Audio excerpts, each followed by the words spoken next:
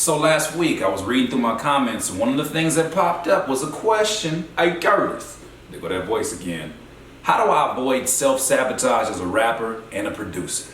Let's get to it.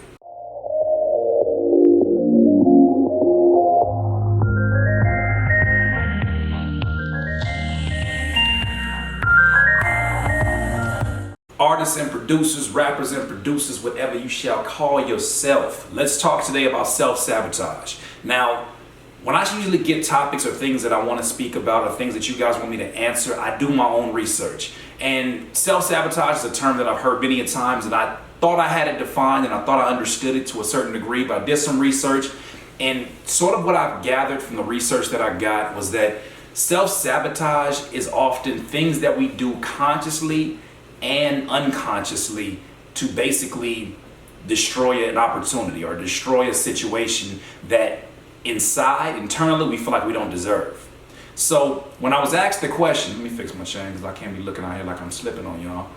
Can't be self-sabotaging my image. So when I got asked that question this week, I thought to myself, I said, where have I ever been in a situation where it was a self-sabotage situation?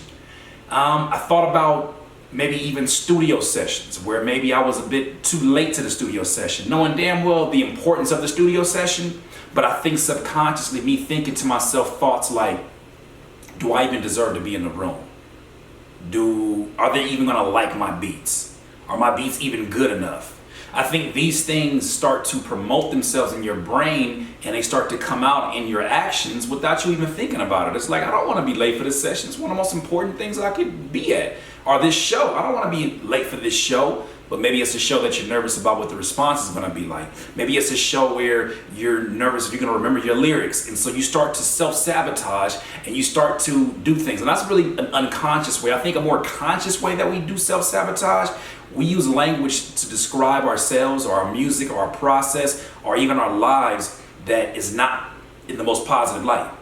It's not productive. We talk about ourselves and we say things like, man, I never make it out of my city.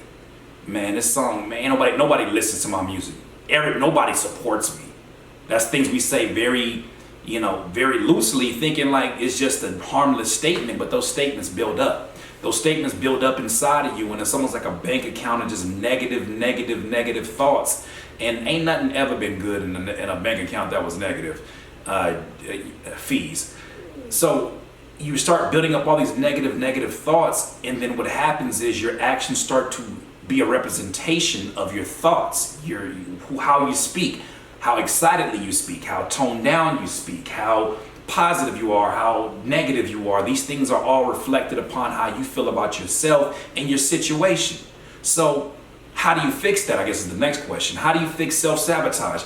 Well, it's not an easy fix. It's not a one-way thing to do. You can't just say one day you wake up and say, hey, I'm gonna be positive and I deserve to win. And you look like that in the mirror. Your reflection gonna look back at you and say, shut up. You don't even believe that, shut up. So I believe that the only thing, not even the only thing, but the best thing that you can do if you wanna put yourself in a situation to get rid of the self-sabotage, first change your language. First, change the way that you describe your process. Change the way that you think about where you're at. Always look for the silver lining. Always look for, why is this happening to me? Whatever it is that you're going through. Say, for instance, it's a studio session. Or say, for instance, it's not something you're going through, but a studio session where you don't think you deserve to be there. Imagine you go to a studio session, you say, you know what? My beats are not as great as the producers that I look up to. That's fine.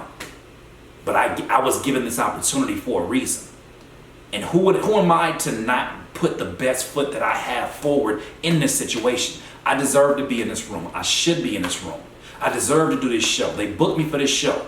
They saw something in me. They saw something enough in me to say that he gonna remember his lyrics. I studied, I practiced. I did everything that I possibly could.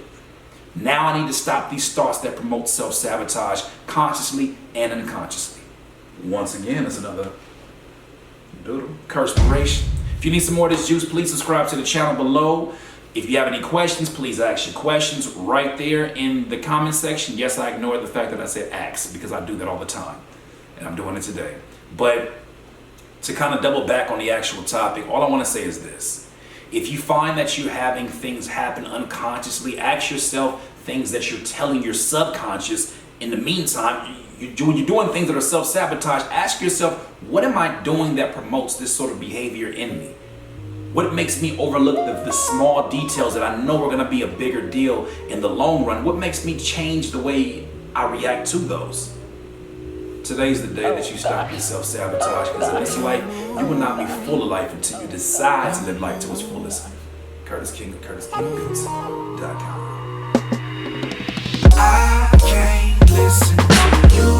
When I listen to you, it's a liability, cause you be mentally killing my inner energy. So I'm concealing my feelings before you injure me.